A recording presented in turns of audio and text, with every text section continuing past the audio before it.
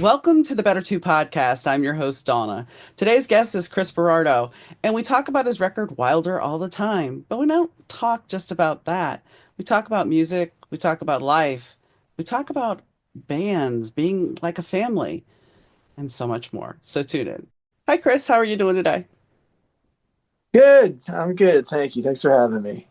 So you've had a career where you started off doing really well, and now you're releasing a new record, Wilder all the time, after being away for a while, and you had kind of a health crisis that kept you away from music. I mean, you're still doing some music, but from what I understand, you had this kind of good following, and then the dreaded C word started, and you had to take care of yourself. How hard was I that did. for you? Yeah. How hard was that for you to have to stop what you were doing and go, okay, I have to take care of me now? Well, to be honest, I didn't. I barely stopped. I mean, there was certainly a hunk of a year there where I couldn't do anything for several months. Um, but I didn't ever stop.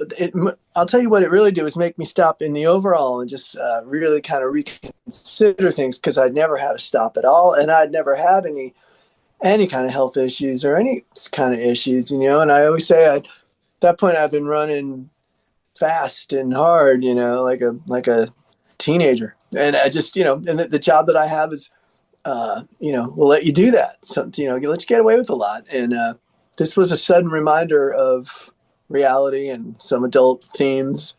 So it made me certainly stop emotionally and regroup and rethink a lot of things. But as for the actual time of it, it was really I had to take care of physical things for maybe a half a year, and then I got back at it. But things still changed. It took me a while to ramp back up. I'm pretty good at getting at it, but it took a while, and we did lose some momentum, absolutely, because of the timing of it, and which we can talk about. But I'd started an album and stopped it, and started and stopped with a couple of different producers, and so a hunk of the time that it cost was really that we were just ramping up again, and when that hit, and it just was a total restart, kind of at that point. And I didn't really feel the need to push the river, at that point. I just thought, let me just take a breath here and see what happens next and what comes to me next and what presents itself. So it did take a bunch of time like that, and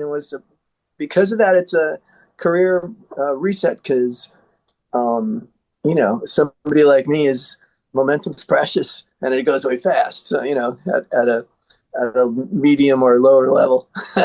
so, so it was a lot of things. It was definitely a career setback, but nothing that I, look back and want to cry about too much because it's, things happen. But it was definitely the first sort of adult life dosage for me. So that was a lot of it. That was a lot of what changed and took time.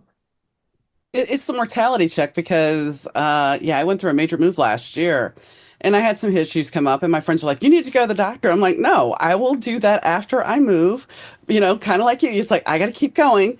And finally in November, I was like, all right, I moved. I'll go get this checked out. And yeah, it turned out I had cancer. And, the first initial thing is I don't want to die. I want to get through. I want to make through. I want to make sure this is all okay. And then when you get to the other side of it, it's kind of like, okay, now I know I have it kind of, I guess, as you were saying, the reset, it kind of gives you that whole mindset of, I have to make the most of the time I have, whatever time that is. And I have to keep going Mm-hmm. and keep being motivated. Is that how it Yeah, works? so much, absolutely. And, they some things are cliches, and then you realize when you're in the middle of them, well, that's the reason why there are cliches. Is many of them are very true, Mm-hmm. And of course, I thought about you know, time being precious, not because I was at the edge of, death's door in any way, um, but because it just made me feel, not bulletproof, and there's a certain, not confidence, but you probably know, like just once something knocks you off your seat like that for a second, then at least in the beginning you feel a little vulnerable. I have a problem with that word, but you definitely feel a little fragile and like So it's, for me, I didn't feel like it took a while to build back the full spirit and heart of it, because it's the first time I realized something could go away. And that is, yeah, how can that not be a life changer?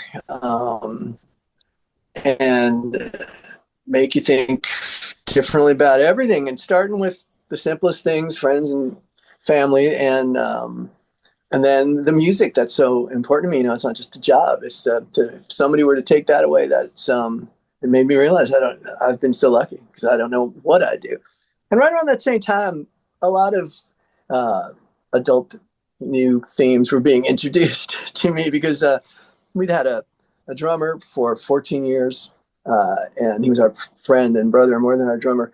And things were just kind of really ramping up then with the band, and he passed away suddenly on us. And so we were just getting our footing back from that, and feeling pretty good. And finally, and it took a couple of years to finally be sort of feeling back where we were. And then my thing started. So, or the chronology maybe, but it was we lost this guy Paulie we love so much. So you're more susceptible to these, to getting knocked off your beam a little bit, when something like that happens. Until I think till you get all your confidence back, and I did, and I feel great now. And I'm not glad for the experience, but I don't I don't regret it in a way. I mean, it was a time to reset the engines. That can always be good. Well, and as an artist, how much, the drummer's death, the cancer, how many of those personal things bleed into your music, and that shapes your music and that changes your music. Because as you said, it's like you have and I don't want to say it, but I'll say it this way, the cliche of the badass rock star who's invincible, who's going to keep going and going and going, to looking at real life events that affect you, and that's gonna bleed. I mean, I write, so Yeah. personal stuff bleeds into your work as a creative. So how much did those events Oh yeah. change your music? Oh, so I mean, completely. I mean, I'd have to ask someone else how much it changed it. Who had a better perspective. But it definitely, as far as bleeding in, it bled in fast. It opened a faucet. There's a song on the album, this new album coming up, called "Take Me Back," and it's a direct. I mean, I remember where I was sitting when the idea came over me. Just one of those days that I'm sure you understand, when you're fighting it and you're doing good and you're staying on top of it and keeping the best attitude. And just once in a while, I'd have a rough day where it would be like, you know what? I'd rather not do any of this. I'd rather, I'm not into it. And I just want this to go away, like a child. And I started thinking back to, being a kid and everything super easy. And a lot of my life, I had a long childhood. When you get in this business, like what I do, it'll allow you that. And I just, I had this sense of, I would just like things to magically be great again, like when I was a kid, and everything was possibility and everything was exciting and new and full of, nothing but hope and road forward. Uh, and that song's on there, and it's when I was feeling bad and in a kind of rough spot. But so the song is that, and it's also, facing up to the fears of the bridge and the chorus play against each other, where the guy's saying like this. I got something serious happening here. This is a real thing. And there are, these are going to be the life scars. So definitely that song, kind of specific, kind of literally. And then I think, like you said, a lot of it that came at that period of time had a lot of that in it. Just don't waste time. There's another song that talks about just being in the moment, and, just every moment's precious. Like I said, cliches, but they seem all too real, right? When you're Mhm. going through, nothing's a cliche, because it's like people talk about falling in love, and all the songs on the radio make sense. Well, it's like a lot of the cliches make sense like that. Like, don't waste time, and petty things, forget it. Don't sweat so much. And I still keep that with me, and I still have days where I backpedal and I sweat stupid stuff, and I get mad at myself for breaking my promise to the guy, to me back then, who said never again am I going to worry about stupid stuff. But in the overall, that's what I mean. The good can come out of it because I think a lot of that I've kept with me, respecting the moment and not letting dumb stuff take away the joy of what you're actually doing. Well, you brought up something that's interesting because when you think about it, and I had this conversation not too long ago with one of my friends, when we're younger, it's like we think we have the world by the balls. We can do this. We're nobody's going to stop us. Everything's going to be great. And then when you hit a certain age, it's like, wait a second, where did that person go? Yeah, and like, I kept, you know, I was that guy, and I think I still am. But it takes one thing, like I said, to that vulnerability. It's like an athlete, like a high level athlete who gets an injury, and suddenly they don't cut as fast, or that there's a little. It's not fear, but a little reality can shake you. Like definitely that, like, what, how did that, like, I felt like that's a thing for old people when well, it's not at all. I'm that age. That's the thing that happens to people in lots of situations. I just felt like it wasn't even the age thing, to be honest. I felt like, oh, that's a thing for like adults, grown-ups. Yeah, Yeah. that I've seen it in movies, like that's not for me. um, so again, it's not bad to have a little reset in life and remind yourself that, oh no, none of us are special in those ways. um, it always So happens. that's the thing. It's like I was talking to somebody the other day, and I'm like, wow. So, yeah, I mean, I've come to the realization for some reason I'm closer to 60 now than I used to be, and it's getting there. And it's like, how did that happen? Because I don't remember being that old. Yeah. I don't you always think of like, I think we imprint on something at some prime age. I don't know, like 24 or 28, could be anything for anybody, but that's, you lock in there and you're like, that's me. And you see all the old people around you and they're that. Hmm. And they were never young and you'll never be old. Hmm. And I know now that that older woman down the end of the bar was probably the belle of the ball, not very long ago, just, in her mini skirt and high heels. So like we're many things This is and it true. keeps changing. This is But the spirit of the young guy still, I believe that if I have a good trait or two, I'm sure that one of them is that I'm pretty good at keeping that guy alive. It helps to have a silly job like mine or something, where you can do that and still, keep the joy alive. My job allows me to do that. But I think I'm good at that. Losing the spirit of what I initially loved so much to do, the music, the kind of person I've always been who's just, I'm for fun first in almost all situations. um, so, and the fun slash joy, I think, I've been good at finding uh, the joyful thing that moves me in almost all situations in life. So, and I've held on to, I like to think I've held on to that. So you know, that's a skill that I'm glad I it. held on to. It's an important skill. So when did you, Did I lose you there? no, yeah, we had a little Hello? bit of a glitch. I'm here. I'm here. There. I'm here. There's a little bit of a glitch. I thought I just talked you to submission with my long answer. No, no, no, no. There's some kind of lag time going on. So when you were younger, when did Very you good. decide that you were going to pick up a guitar? Well, I never did. I know so many people ask me that, and you'd have to have seen the band, or be Right. a close observer. But last guy who doesn't play guitar in the genre, I mean, I write the songs, and I'm the guy up front singing and dancing like the front monkey guy. but I write the songs mostly on piano. Okay, so I'm not a there's piano why. player. Okay. Yeah, but I'm not a piano player really, and I don't take it out on stage.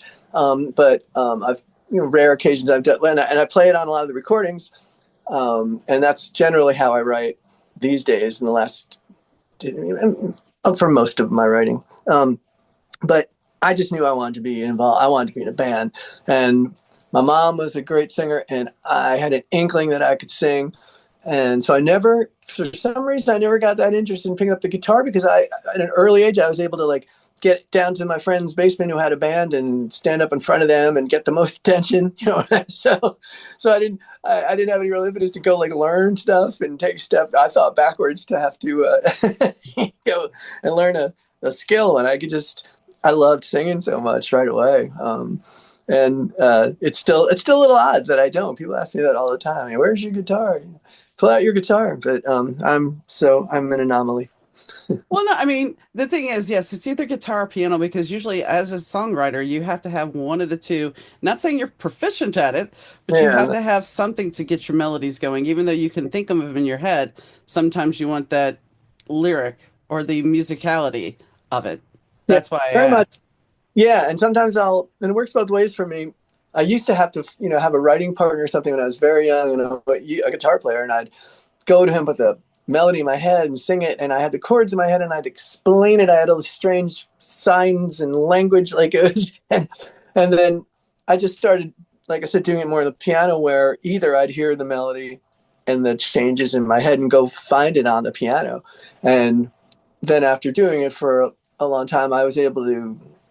Yeah, it's hard to say which came first, but the other approach is that I'll uh, just be playing the piano and thinking of a feeling and noodling around, and then it'll come that way. So it's either comes in my head and I find it, use the piano to get it out, or just play the piano until something speaks to me, and do it like that. But yeah, you got to have something, and I've developed enough of a language. I keep doing this because I'm sitting here by the piano. I got my phone propped up here, but I've got enough of a language as a player of the piano that I can at least do what I need to do for my purposes to write and explain it, then to other musicians. So that's kind of my weird little process.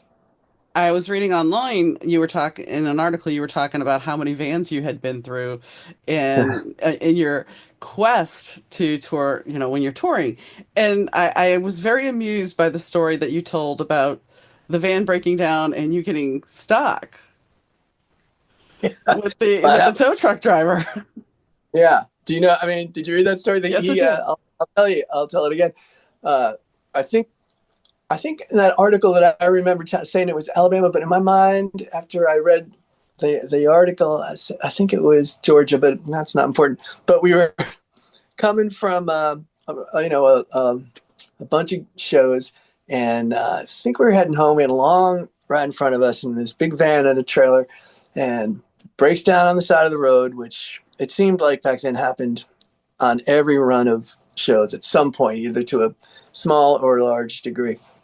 And here we are on the side of this Georgia highway, and we've pulled up the lawn chairs now and like and the cooler, and we're just like, that's it for the day. We're sitting there hoping to find somebody to help us.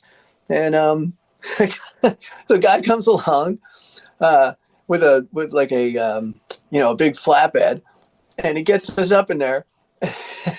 We all get loaded into his truck in the cab, 6 of us, 7 of us, and him. And I guess he'd heard that there was a band that was in distress, and so we were like sitting ducks. So he pulls out his guitar and starts playing like Bob Seger songs, like every Seger song, every Skinner song, and we had to play along. One of my guys had to get his acoustic out from the trailer, and and he wouldn't take us anywhere. He played like 5 or 6 songs, and he had a big old case of, I remember that it was Busch Light beer, and so now that's it for us. We spent, I don't know, 3 hours on the side of the road with this guy till he would take us. He's like, no, no, no, America's, this is gonna be fun. What a great opportunity.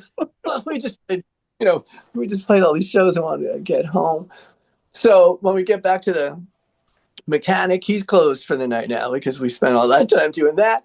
So we got to get to the hotel in town, and we're kind of nowhere. Bill. We get there and we crash, and the next morning the guy's coming to take us to the mechanic, and he shows up again like 9 a.m. He's got that guitar in his hand and another case of Bush, and he's ready to go again. And he's handing out joints, and same deal. Like he just held everybody hostage until we had played like enough songs that he showed us some of his. By the second day, he was showing us his own material. He was really feeling comfortable with the group. And as I said in that article, we just realized there's nothing we can do. We were at his mercy, and we may spend our lives with this man. it was a 2 day, real 2 day extravaganza. So there's always something happens because being out there, at the level that I've toured at, and we've done a lot of great shows and things that I considered exciting and big and bigger things than I ever even hoped. But a lot of what we do is grassroots and trailers and vans and playing and moving hard and a lot of long drives. And there's a lot of variables. So it seems like there's always something unexpected is going to happen, and that's sort of part of the high adventure of it all. But that's what makes life interesting. And I mean, the thing is, most people think, well, you're touring, so you must have a bus and you must have, Yeah. no, most people that tour don't have the, Most people don't. And, I don't, I still have that hope. And a lot of my friends do who started out in, the same kind of vans like me. And they're big old buses. And, so if they weren't my friends, I'd hate them. But they're all, these are great people who worked really hard. But that makes it a lot easier. And those guys will tell you when they were in a van. And like me, that it's not just a van. You start with a bad van, and then you get a better van, and that's kind of how that goes. And then you finally get a trailer. We didn't have a trailer the first couple of years, so they're increments. And then when you get to the bus, everybody tells me it's just life becomes a very different situation. Still hard, but there's less variables, and it's just more like actually human life. mhm. But we're out there just when we do just going, and like I said, it's fun. But you got to have the right bunch of guys. And I've always been a stickler about. I made some mistakes, but over the years, the last 20 years, I've had really good, funny, smart, talented guys who I call friends, and that makes living in close quarters a lot easier and usually a lot of fun. Well, and that's the other thing people don't really think about is a band is not just friends, it's family. They become your family because you are living with each other constantly. And so while they're still friends, there's still that family interaction because you're living together and you Yeah, have to know how to navigate each other. yeah, and I've had I've been really lucky because there's a lot of guys over this 20 or so years since it's a long story, but I lived in New York and played in that scene for a long time, and then Los Angeles, a couple different stints. And I came back about 20 years ago and just had the same thing. I had like a total musical reset because I just run out of ideas, and a couple things that were super promising had just taken a left turn, which is part of what happens with this stuff. But my point being, since then, I've been so lucky to have. I mean, like so many guys. If I wrote down the list of every guy who's been in my band, it's so many. But kind of been a core of a few people. Like it's a 6-piece band, and there's probably like 10 guys that have been in it almost all the time, which is really incredible and lucky. Lucky for me. So, and they've been, yeah, and we're getting back to that. But I mean, when we were doing it a lot, like up till before the pandemic, we were busy and getting more so. And of course, these people. Like it's not just being on stage with them. I've seen guys opening their mail like back when in the van, and or like a bill they or just their house got foreclosed on. I don't know, Yeah. or take a tough phone call. How many times have I seen that? Or from a girlfriend back home. So these people, uh, and that's kind of a part of the fun of it, and it makes being on stage better. When you have that empathy for a group of folks, it makes it easier to really open yourself up and find, like I said, the sort of the joyful moments in the thing because you're all there on the sort of on the side of good, trying to make hmm something good. So it is very much like that. And I'll tell you that in my particular situation, when you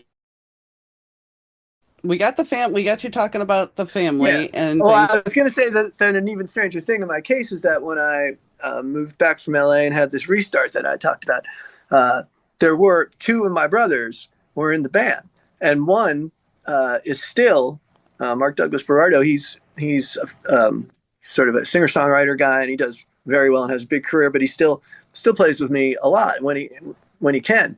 And so for a while, like I said, for a year or two, there was three of us, and still me and my brother Mark. So it's beyond that even. It's actual family, and that can be tougher. I mean, that can be tougher because families don't even have the polite muscle that you have with Hmm. with non-families. So because there's so much on the line and it's a heightened experience, and if you both care about it, it can get very, there's ups and downs to that, and we had a lot of rough spots, but it was always, to me, and I think he'd say the same, it's never close to not being worth it because of the advantages of it.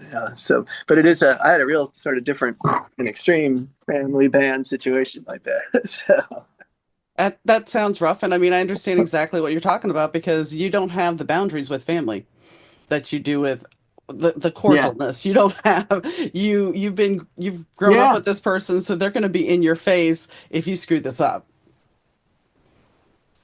yeah. There's no boundaries, and Mhm. and I'm older enough than Mark that like we didn't really have when we were kids. Like I was in high school when he was probably graduating high school when he was 10 or something. So like he didn't, and then I was off to college and then to LA and New York for bands and stuff. So it was on one hand, it was like getting to know each other.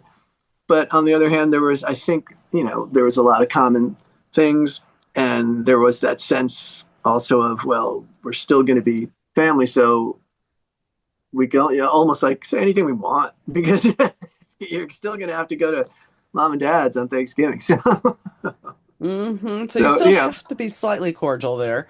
So yeah, well, we've learned over the years to do it, and it was always more fun than it was tragic. But it could get rough, and we were, like I said, when you're touring, kind of rough, and we're guys. I guess people don't. It's not cool to say this anymore, but I don't care at all. I mean, we were we acted up, like we were beer drinkers and late night, fools and crazier than hell, and we and so and when you're out there in a heightened situation and those you throw in those elements and everybody, you're up on a tight wire, the air's thin, and you can, any it could cause trouble and craziness, and and with the whole band. I mean, I've taken guys to the bus station when we had enough of them, once or twice, and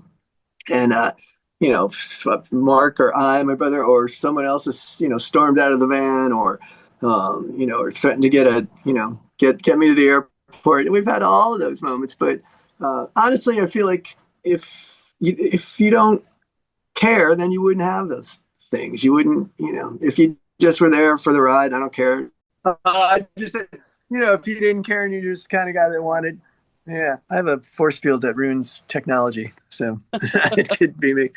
But I was just saying that if you had a guy who you never had an argument with, maybe they don't care that much. So that's, it doesn't bother me when that happens. The drummer I mentioned, our drummer Paulie, for all those years, Paulie Triff, we were crazy for each other. I mean, like he was like a best friend, and I remember everybody pulling us apart backstage in Cleveland, Ohio, one time and when we got on the phone later, I think we were mad at each other for like 3 days, and we finally all got home and got on the phone, and both of us said the same thing. It's like I just, he was arguing in that moment about like for the band, and I think it was something about the house sound or someone else that disrespected us, and I was telling him like, no, be cool, because we were arguing, the same thing because we both cared about it. We were Mhm. both angry in our way about something that mattered to us. And when things matter to you, you're gonna get your ass up in a bundle sometimes.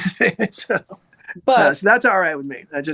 Yeah, but the key thing is to not do it on stage, like what yeah, happened with Perry Farrell and Dave Navarro. You don't want to do it yeah. on That was stage. no. See, that made me cringe because exactly, you should don't. That's nobody else. First off, it's not even that it's unprofessional or people paid their money. I guess that's all true. I just think it's like that's nobody's business. Like if you're in the band, and we would have things that were terrible. I mean, when Mark and I first played, like in bars, just the two of us, and like bars, and I think people used to come. So, and we were drinking a lot of tequila back then, quite frankly, and it would make us unbalanced and unreasonable.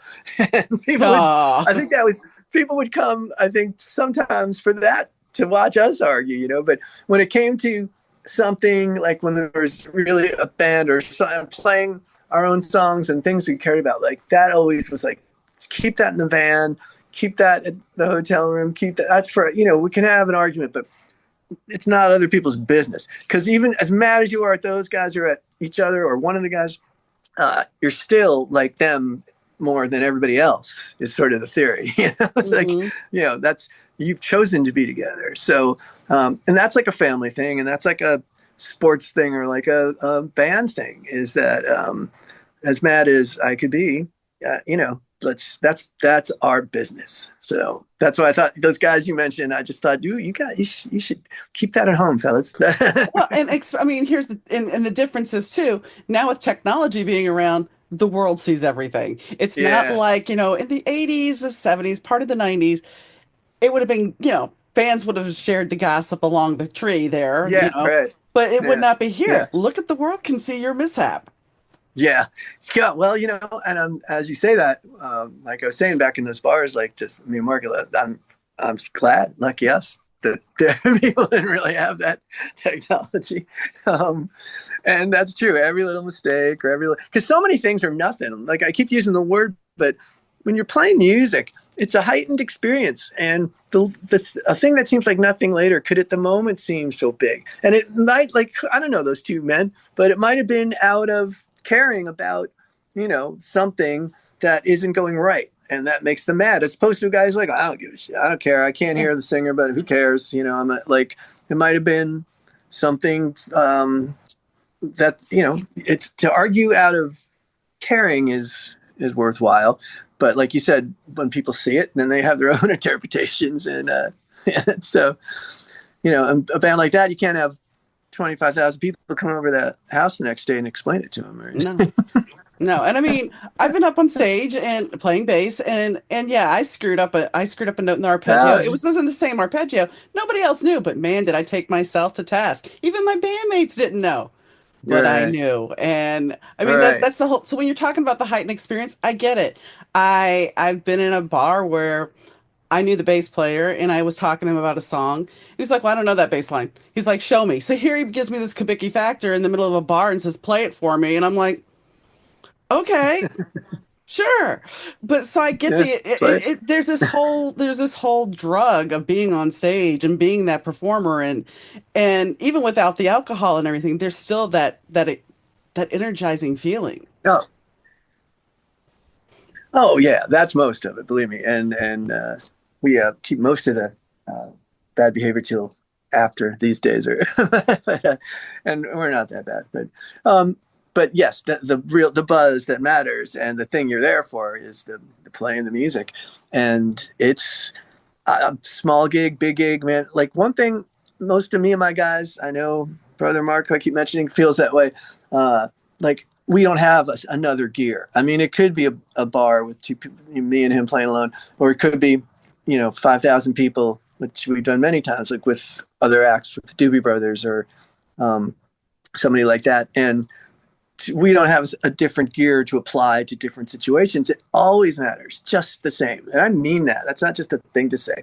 Like, if it doesn't sound right, we could just as mad or disappointed or upset in a tiny bar or a club or these huge places because it shouldn't be qualified. Music's music, and it matters every time. It matters every single time, and that can, like you said, that can make the experience. Everything is just exaggerated. The good as well. The mistake like you made, like that time on the bass Yeah. that nobody noticed but you.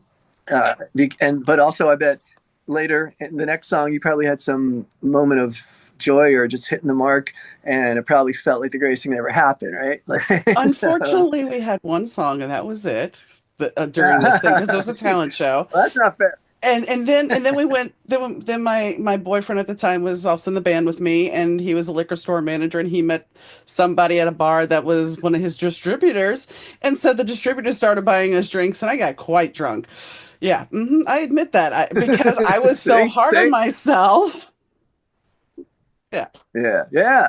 But hmm you're right. Nobody else probably saw it. And one thing I have learned is a big crowd or small crowd, if you're having fun, and maybe you're having a bad moment, but if overall, come on, you're having fun because you chose to do this thing, and if you can just locate that, and when people see you having fun, they figure, okay, that's why, like, that's what I came for. He knows what he's doing. He's presumably some kind of professional. He seems to think this is great. So it's probably great, and hmm then they don't worry about it. People don't want to worry. They don't want to worry for you. They don't want to hassle for you. They they just want it to be great. And if you're having fun, they're having fun, and it's not fooling them. It's just remembering where the spots of the joy are and letting them in on it. That's the trick, and then everybody's happy, and it can be done. Well, it's funny you bring that up because there was a bass player I knew in a pretty famous band who he was playing a big show and something happened and the sound was off. And so he walked off stage. He walked off stage. He came back with another bass. Same thing That's happened. the worst. And he was getting booed. And this is a big name band. He gets booed Oh, and he walks off stage and they pick up the guitarist and the singer pick up and sing a song. He comes back. They finish the show. And the funny thing is the internet has now forgotten that moment. The internet talks about this show and that is not mentioned at all. And it's like, really? At that time, you were ready to lynch this man for screwing up. right. Yeah. Did he? But now, oh, nothing Yeah, but happened. It was like a he great didn't screw show. up. I'm sure. I guarantee you, he wasn't interested in his bass shutting down. Like he was more mortified than anybody there, or more pissed off, than hmm anybody there. He didn't want that or do it. And it's not like he's not a pro and he forgot his bass or he plugged it in wrong. That's not what happened. So No. people should first off, I think people should give the guy on stage the break because he's there. He's going to take it on the chin if something goes wrong, not the guy in row 10. No. So, And the roadie's not but going to get I it. think you're right about Yeah. no one remembers those things. Mm-mm. Yeah, But yeah, no one but remembers that in as that long as it's fun. but in that moment we get so fixated on, oh God, I screwed up, or oh man, he screwed up if we're in the Yeah, band with yeah, them. And it's like none of that matters. Ultimately, people forget that stuff. They go back to what you were saying, right. that moment of joy. Yeah. And sometimes mistakes are things that are, if you don't try to hide them, and I've had obviously plenty of experience at mistakes. If you don't try to hide them, I think it's human and it brings people into the experience. Like what I do isn't something where there's big production in terms of dancers and light cues and set changes. Like that's not what I do. So uh, when people see the reality of something that you're is handmade and that you're just actually doing in front of them, there's no tricks or no one behind the curtain. uh, I think it makes you feel like it's a special moment. I feel like that when I go to see something I like. I'll feel like, oh, okay, like they're doing it. It's when a band's really good. Sometimes you forget, like they're doing it. They had to tune those guitars, and they had to do this exactly like that, and it's different every night, and every you breathe different every night, and the temperature is different in the room, and the lights are different, and your guitar's different, and the drum skins are different, and your voice is different, and there's a human element that I don't think people mind seeing as long as you don't go all to pieces. hmm So when I want to talk about one of the songs on the record called "Take a Little Love," you talk about dreams and memories, and it kind of, to me, when I was listening to it, reminded me of what you were saying about the reset, but it was very reflective. So like you've been contemplating a little bit where you've come from, even more, even you said that about "Take Me Back," but even that, the "Take a Little Love" song sounded to me also as very reflective. Yeah, that's actually the other one I was. That's very perceptive of you, and but that's the song I was talking about when we were talking about "Taking Me Back," and I said there's another one on there that is the one that really, yeah, it had me just thinking about, hey, don't miss the good moments. Don't miss. I know I keep using the word joy, but it's applicable. don't get caught up. Just appreciate, again, cliches, but just appreciate now. Be in the moment. Be like alive right there, because there's no guarantees. Like we talked about earlier, that it could be health, it could be just a change of circumstances, but don't cheat yourself. Because I know guys in this business who are always waiting for the payoff. The big, making it, or the money, or I don't know what it is. But if you are waiting on that and not enjoying the process of doing it every day, you're a fool. You've taken because that's really what you end up with, and then what you can count on. And that song's about that, about just remember that the only thing we can change or affect is this moment now. This is the moment right now. And don't spin your wheels about a lot of dumb stuff, hoping for your payoff or the ultimate ending. It's the doing. It's just, the song says the joys in the doing, and the doing's never through. And that's, if you look at it that way, then you can't lose. And you have to love the process of what you do. Like I said, if you don't love making music, don't get in it for the rewards, because that is the reward, and that makes it really a beautiful thing to get to do with your life every day. I had that conversation with my stepdaughter I was no longer her stepmom at this point. She was 16. I hadn't seen her in like 6 years, 7 years. And she proceeds to tell me how her dad had gotten her a bass for Christmas. And I'm like, do you know I used to play bass? She goes, I didn't remember that. I'm like, yeah. She goes, well, I'm going to be a bass player and I'm going to be in a band. I'm like, and why you want to do that? Because I want to be famous and I want to do this. And I said, the only thing I'm going to tell you is if you want to be a bass player, do it because you love the music. Otherwise, you're doing it for the Yeah. wrong reasons. Yeah, I hope you did, because that is, I swear, I think that's generational, because I know it sounds like an old guy to say, like, oh, everything was better before, but I think the advent, like you said, about technology and the internet, and just so much noise and so much coming at us, hundreds of channels. And I think that kids now are at a disadvantage, and they don't know it, because of just what you said, because the idea of being famous is stupid. It's not fun. There's no reward in it day to day. And when you get it, who cares? I mean, if there are people who care about somebody like who is on some dumb game show or reality show because they're famous, then they should be put in an asylum, because who could possibly care about that? Fame for its own sake is nothing, right? So if and also don't make it music too, because, well, I mean, it seeps into making music, because now there's a generation of technologists that don't put the time in. I believe there's the old man in the yard talking, but they don't learn this from the bottom up, and they don't have the joy of that. And everyone sounds the same, and if you're famous, it's only for a minute, and if you get a billion streams, it doesn't, the currency is totally devalued. It won't mean anything. You might not even get a record deal if you had a billion streams. I've seen it many times, and you might not be famous in any way in 4 months. So it's the absolute, that's me preaching, but it's the wrong way to go about it. And I hope you straighten her out on that. Oh, I did. She ended up not doing it, but I mean, it's the two cliches of famous fleeting and Andy Warhol's statement of everybody will be famous for 15 minutes. I Yeah. mean, it's true. I mean, and the thing is, I had a friend whose daughter, she ended up, her best friend got like 2 million hits on TikTok. And the next day she had like 500. And she was depressed after that. And it's like, you Yeah. can't sit there and, a teacher, Yeah. I was listening to a teacher this morning and she's talking about how the children today are constantly, she's like, when I teach in class, I feel like I'm talking to the void because the kids today are so hooked on the social media and the Right. phone, they get a quick dopamine hit over and over and over again. They don't know how to be bored. And creativity comes from boredom, I believe, because you have to be creative to keep yourself occupied. I get that.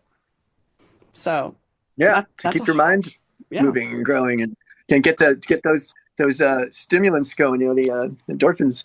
Hmm.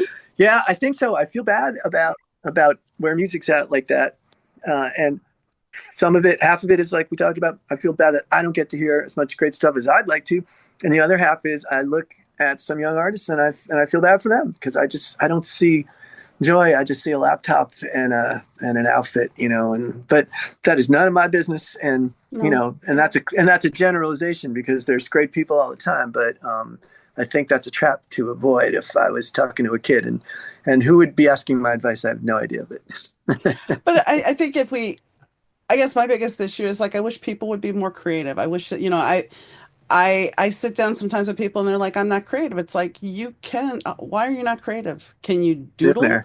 Can you, Yeah, we block ourselves from our creativity. And I know I get distracted by my phone. I mean, sure. if I'm watching something on TV at home, I'll pick up my phone. And why? Oh, yeah. Because we've programmed ourselves to do that. Yeah, Um, every time out of a basketball game or commercial, I'll grab the dumb phone. I mean, not always. I try not to, but I mostly do. But if you're trying to find out what is creative about yourself and find your path there, I think technology can do a lot to get in the way of that. Because you got to be a real open receptor at that point, right? To figure out what your scene is, what your calling, what your the muse is trying to talk to you. So don't have headphones on. There's one thing we're gonna segue to a little bit of a funny story because the other thing I noticed was your lifeguard job. You were so overly qualified for that. So not. I two of them. Yeah, yeah. Um, well, I'd come home. The stories that I'd gone one year to the University of Miami, and I came home and with a really good tan back to the New York area, and I went down to the public pool and I applied for a lifeguard job because I don't want to get a job of any kind, and I just different time. I applied. I filled out all the forms. I had some zinc on my back then, on my nose. I just I had the vibe going, and the man who was in charge of the thing said at the very end of the process, he just said, "You have a senior life saving certificate, right?" And I remember exactly what I said. I said, "What do you think?" And he goes, "All right, all right." So I got the job, and I didn't know what I was doing, but it's a real lesson in just looking like you know what you're doing, and just keep moving and keep looking the part.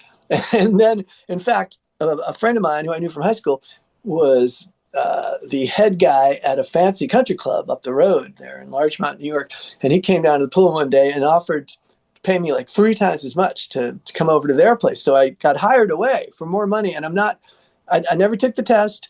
I did take the life saving test in Yonkers, New York, at this horrible indoor pool, and I failed it miserably. I'm not a really strong swimmer, but again, he hired me away to this fancy place. There was talking of me being assistant head guard the next summer. So it's a lesson in attitude and just just acting like you know what you're doing. That'll take you a long way in show business too. So, but Yeah, my acting coach once told me when you're filling out your resume and you're applying for a part, if you can horseback ride, you put it on oh there yeah, that you can horseback ride, then you get some lessons if sure. you get the part. Everybody I knew that I came up like with a lot of people in modeling and acting in like New York in the early '80s, and everybody I knew, I look at their card, and I'd be like, "What? Like you've never like that? You've never been on a skydiving, really? Like macrame? Like this is who is this person?" I'm like, don't worry, I'll." So I'd like to see roller skate right now. Well, don't worry. If I get the gig, I'll roller. And that's a lot of it. If I learn it as you go. And when I first started auditioning for bands and stuff all over New York and later Los Angeles, same thing. I'd go to anything and just, I don't know what I was doing.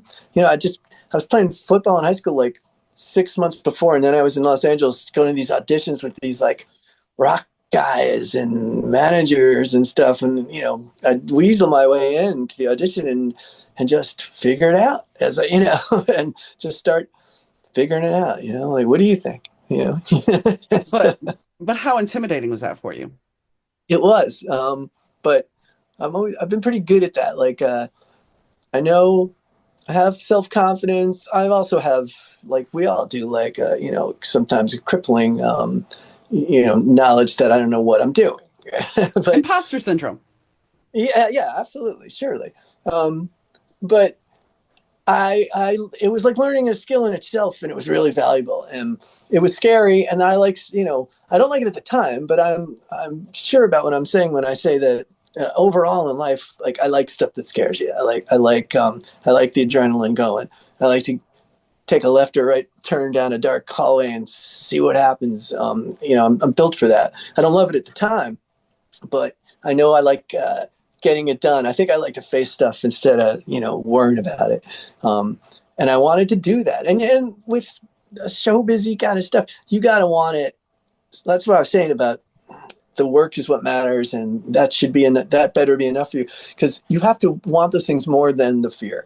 Like I wanted so much to do that, to be a part of it, and I know I didn't know how, so I wanted to figure out how, and fast, because I hated not knowing, and I hated not doing the thing I wanted to do, like the monkeys on TV or something. I wanted, how do I get in that? So I would the excitement would overwhelm the fear of that, and that still works for me. That still works. I mean, anybody who goes on a stage in front of thousands of people, and I don't always do that, but especially when we're the openers, which we are a lot over the years, um, and that can be scarier because they didn't come to see you, and they don't Right. have all of your hits in their head. Um, but anyone who isn't nervous about that, is an idiot. Like, yeah, like I'd worry about a person like that. People always say that. Are you nervous? Like, yeah, absolutely. I'm nervous at a bar gig a little bit too, even though I'm really confident and I know what I can do. But you have to, adrenaline is a great thing, and it focuses you up, and it means you care, if you're, and that was like me with these auditions back then. I learned to do it, and then I felt like I had a skill, and now I can do that. And, then you got to find the right situation for you. But I got almost everything I went to eventually, and even in New York too, because I was eclectic, the music I liked and could do, and I wasn't afraid of any situation. And uh, I think it's yeah, just if you got to be desperate for the thing you love more than the fear. Yeah, because fear can trap you. It can paralyze you, but you have to move past it. And I think that's the one thing you have to admit about social media is that back in the past, you may not have been willing to put yourself out there so much. The Right. younger generation now, they'll put themselves out there without a question. They don't even care. They'll just put themselves out there because Yeah, that's but how they is it really them? I feel there's so much hiding behind that. I mean, I know you're right, because some people would never have the interactions, and that's true. I worry sometimes. I see kids and I think like, you're not. That isn't you. That's best. Best foot forward should be a human skill, not a magic trick. right, right. No, and I But mean that's the thing. Is it really them? Is it a persona that they've created? Because they've idolized certain people, and so now they're putting on this persona, and that's the interesting thing that what is real on the internet?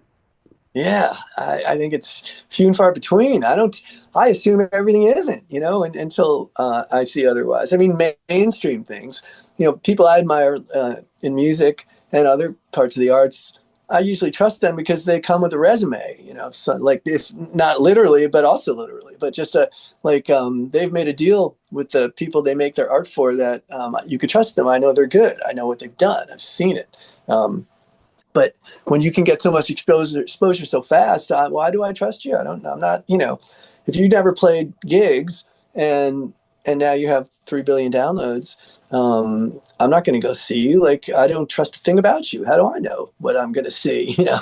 um, because it's so easy to disguise, and that's why I think things like that don't last. But there are still great people who get 3 billion downloads, and they have a point of view that people need, and they keep expanding on it, and then it's even more, and then people begin to trust that this is something real, that's like there's work and heart behind it, and then what a wonderful way to have gotten yourself on the map. So I just think it shouldn't be a crutch, But if you really got the goods, then that's a nice highway to get up on.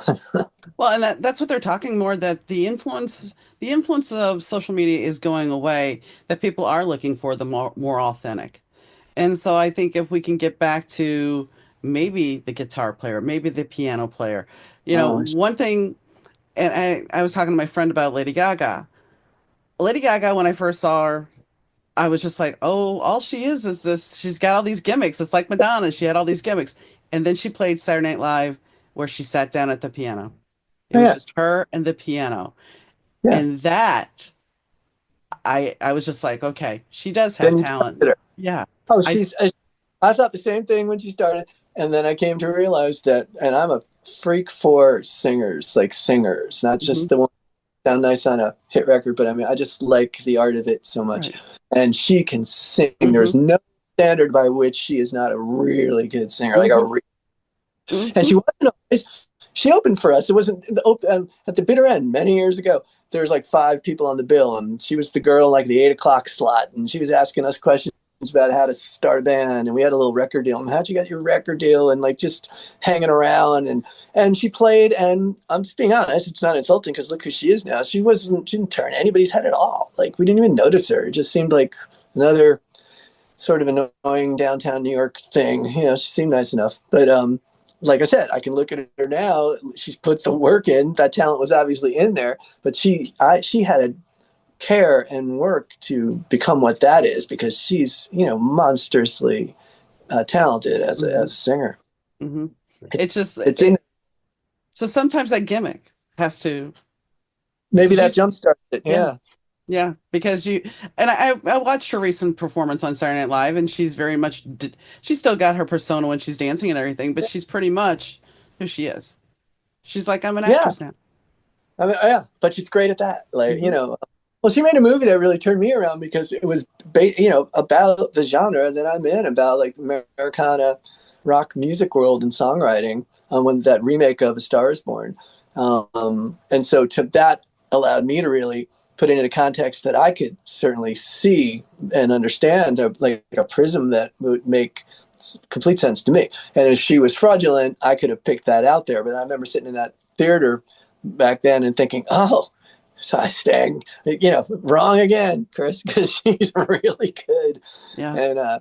and she could adapt to that style, and I thought her acting was really believable. So yeah, that can absolutely work. But I guarantee she put her time because she's not 20. With all due respect to her, she looks great, and she's got a great vibe, and so it's not that, but I just was there to see that she put the time in. She didn't become that first. No. She got there by and you got to learn how to sing and how to play a guitar and all of that. You can do it, but you got to put in hours if you want to really be good at it. If you want to just be good ish or good, that's fun. But if you want to really get in there with the people who are the best, like anything else in life, you gotta, there's no exception to putting the time in and going through all the different scenarios and things you never thought would happen and the disappointments,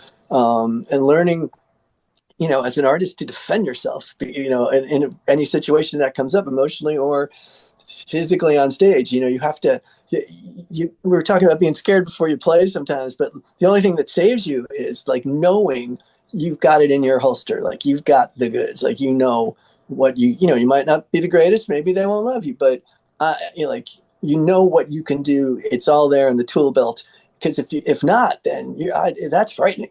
That to me would be really scary. You're standing out there and like, I've got an idea what I do, I'm a pretty good, so like that would be scary. But so the more you find command in what you're doing, I think that levels off the fear, and then you can really let loose and be who you are. So are you still touring? Yeah, we have. It's been, we were a lot, and then and now it's just been some. We finally got this record out, and we're about to rev it back up again. And we've been doing like three things here, five things there, and one-offs. We're playing in New York City on April 3rd, kind of kicking off the album with the at the Cafe Wa, which is like the famous old place in Greenwich Village. I've never played there. I've been there. Um, we're doing that show with Jonathan Magnus, who is a Grammy-nominated blues phenomenon. She's amazing. And then we're going to play a couple shows with our friend Dwayne Betts. We used to play a lot with his opening for his dad's band, Dickie Betts from the Allman Brothers, and Dwayne was in the band, and he's a great guy and an incredible artist on his own. Now we're playing 3 days with him later in April, and then we're going to try to step back into really revving it up and doing as much as possible. So the business has changed, and there's less opportunities for bands like me. I mean, I'm not whining, but things like tribute bands, like the theaters we used to be in, or the Good Opportunities, are all tribute bands.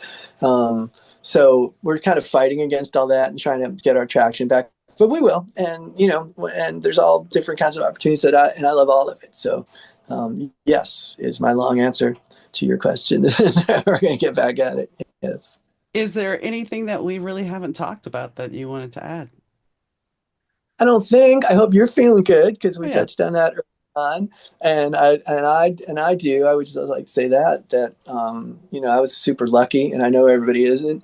And the thing I went through um, is very small compared to what a lot of people go through. But you know that nothing feels small to you at the moment, right? It's hmm and if the luck of, in my case, of having it found was stopped it from being not a small thing, because I was, had it not been found right then by the good people who found it, I would have been a very, very different situation. I wouldn't be saying this, but so lucky me again. But that I feel great, and I hope you do, and I hope you know we always have friends. I have a friend right now going through a thing, and we're always gonna know people. So I just think anytime you can pass along that there's light at the end of what seems like a dark tunnel when you find out a disappointing thing, then that makes me feel like doing something all right in the world. So, and I'm sure you do that too. exactly. I mean, y- it wasn't. I still don't know that I'm completely clear. I'll find that out this week. But Oh, I mean, the whole thing is, I feel pretty good, and everybody's like, "You should be resting more." I'm like, I feel pretty good. I You feel all know? right. Yeah. I So noticed I felt great. It's a funny thing, right? It's like I know that's not, everything isn't like that, but my situation was I feel fine. Why do I got to get involved in all of this nonsense? I'm fine, but it was the right thing and it paid off. But I'll be thinking of you for sure, well, and thank you. send you the good vibes. Well, thanks for coming on. Thank you for having me. It was a pleasure, and hope we'll do it again. I like the fact that Chris was able to tell us a little bit about, the dynamics of being in a band and the dynamics of having a sibling in a band. Because yeah, that changes everything. While you have that close connection with your bandmates, even if some people change out, some people will be core into your band, and you're gonna have to learn how to negotiate and navigate that.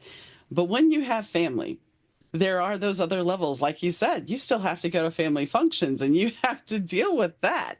So you really can't, you really have to finesse everything then, because there are no boundaries and you say the wrong thing, and sometimes families fracture, as we all know and we've talked about on this show many a times.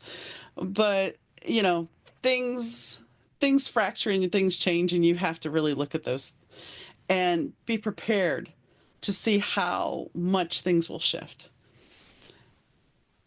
And I think being on the road, like the story of being on the road, everybody thinks, oh, touring's glamorous. But as like the Bell Rays, when we talk to them, how they're footing the bill to, while they love touring, they still have to foot the bill. And Chris, it's not as lucrative as it used to be because things have changed.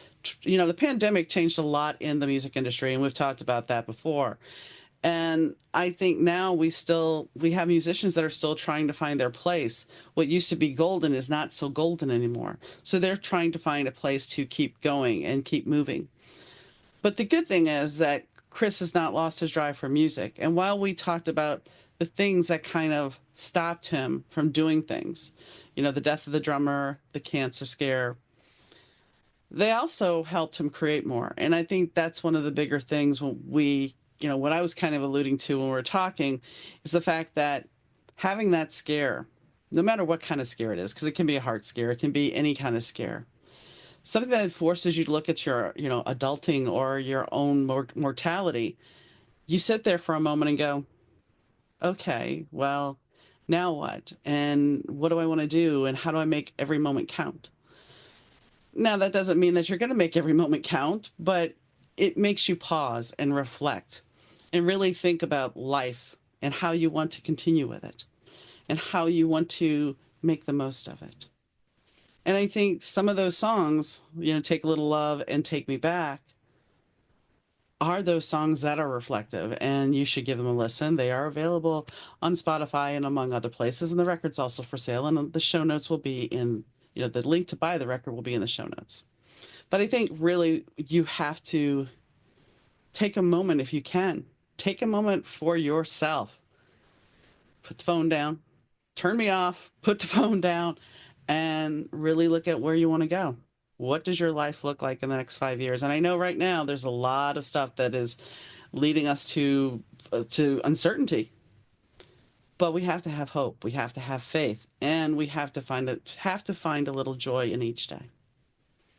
So, on that note, I hope you have a wonderful day, evening, weekend, whenever you listen to this.